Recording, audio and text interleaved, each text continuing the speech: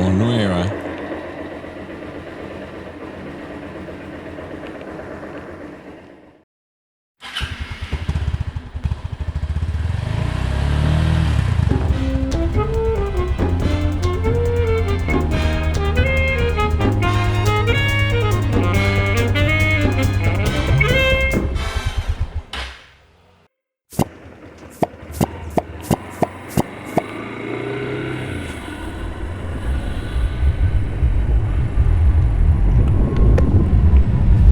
¿Qué más? Pues aquí prácticamente saludándolos. Después de ese paseo que nos pegamos, ahora sí vamos una visitica al Museo de la Cerámica.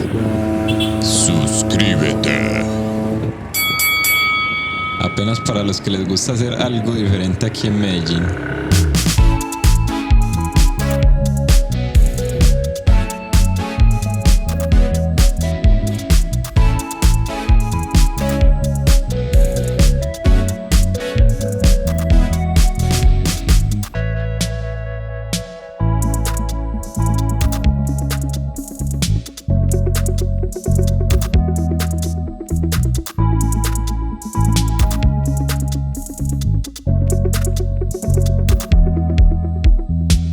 Digamos que lo trajo porque ya no había nada que hacer con ella, pero dijo, pues también son los fundadores del Hospital Pablo Tobón Uribe, ¿cierto? Sí. Entonces son los mismos de la locería, del Grupo Corona.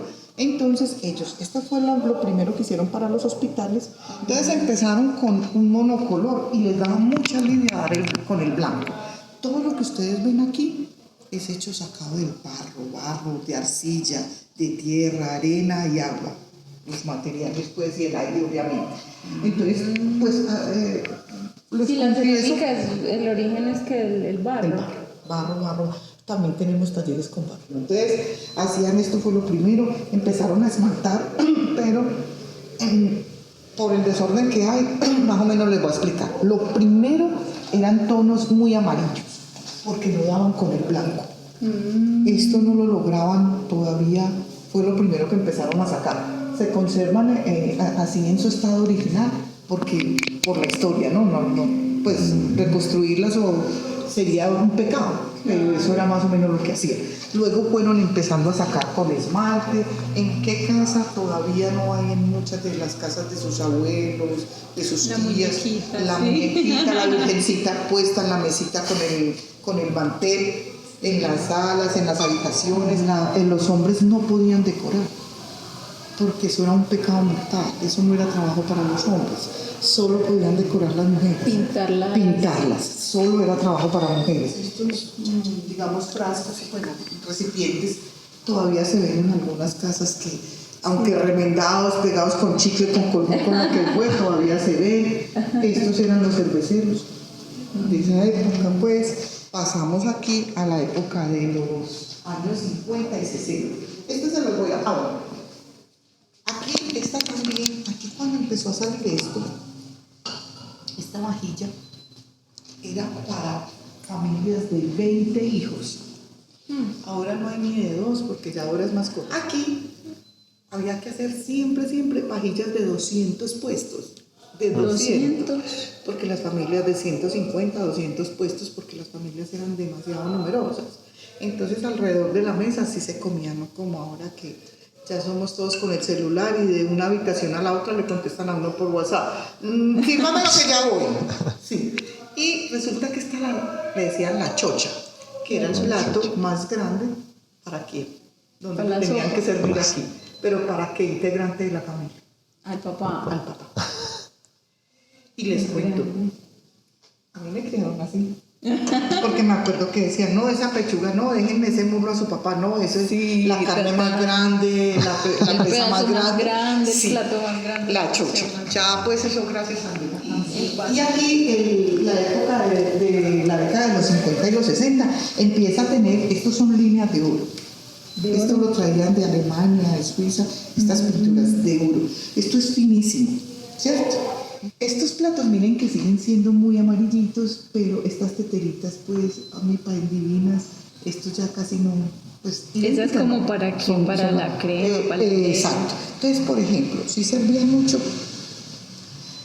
También se usaba mucho que la gente se sentara y cada uno se sirviera el café o la aromática, que Se está echara el su agua o la porción. crema, la leche, sí, la azucarera. Y aquí hubo un cambio importante, que fue el azul, porque ya empezaron a meterle colores. Si miramos para allá, todo es como blanquito y amarillito. O esa que Y el verde, pues, que era como la de los hospitales. Y esta ya empezó a tener. Esto es una reliquia, esto es algo muy, muy bonito. Son, Y ese detalle, eso también es hecho a estos mano, o ese es de detalles calco. fueron pintados por una persona extremadamente hermoso, muy lindo. Y lo hacía, ahí hay pajaritos, ahí hay bonitos, y empezó a meterle ese color fuerte. Esto es Carmen de Viboral. Nosotros nos convertimos, nosotros hacíamos lo que hace el Carmen de Viboral. Ellos ahora son artesanos y nosotros somos más industriales. Pues ellos vienen, nos compran los materiales, nos compran las pinturas, los insumos, muchas cosas, y van y los pintan a mano. En esta época entonces también, por ejemplo, salían a beber, lo que ahora es una bota de cuero, cuando uno va a autógrafo y todo. En esa época era beber y se colgaban esto con estos cordoncitos. Me imagino que salían en burro por todas las veredas. Por ejemplo, beber aguardiente puro, mandan las antiguas leyes, que beban agua los bueyes que tienen el cuero duro. Entonces todas tienen como unas dedicatorias. Eran las aguateras de Triana, otro de los artistas muy importantes de esa época. Aquí empezamos a ver cosas para todo el gusto. Me parecen bonitos los colores. Nos pasamos a la época de los 70 y 80.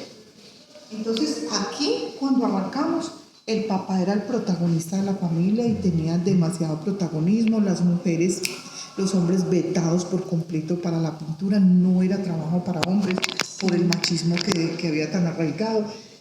Y en la época de los 70 y los 80 empezaron a tener en cuenta los niños. Y empezaron a sacar la vajilla para los niños. Cosas muy diferentes, muy, pues porque una papaya al lado de esa florecita, pues la diferencia es enorme, ¿cierto? Claro. Desde aquí colores muy fuertes, papayas, frutas, empezamos a ver calcomanías. Esto muchachos, para mí vale oro.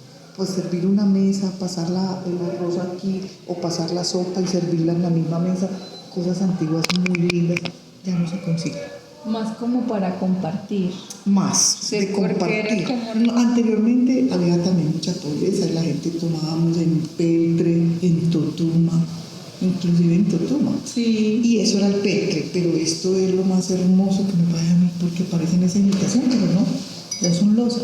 Hoy van a pintar, hoy se van a volver artistas, pero estamos con el otro pie. Sí. Mírame de frente, por favor.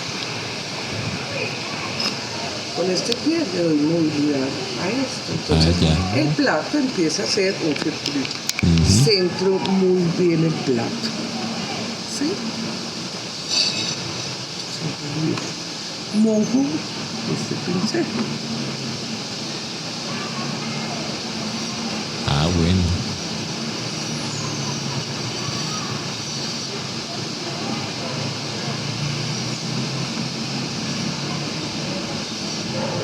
Mira, si tú lo pusieras aquí, darías con una raya, ¿cierto? No es sino que dejes el pincel quietecito y él hace la rayita que tú quieres hacer. Y aquí la pules. Ahí se lo dejo. Vea pues qué plato. Vea. Es como un poquito de trabajo de coordinación porque mientras le voy dando velocidad al plato con el pie, tengo que ir pintando con las manos. Dos cosas al tiempo. Lista mi obra. Les cuento que ha sido una experiencia bastante interesante, además que te saca de la monotonía. Además no queda muy lejos, es allí en Caldas. Teresita, la que nos dio el recorrido por el museo, todo el recorrido que hicimos y la experiencia de haber pintado un plato, lo hicimos gracias a ella. Entonces nos contactamos con ella para poder reservar el tour. para los que estén interesados les dejo por acá en pantalla el contacto de ella para que reserven y además que pueden hacer muchas cosas diferentes.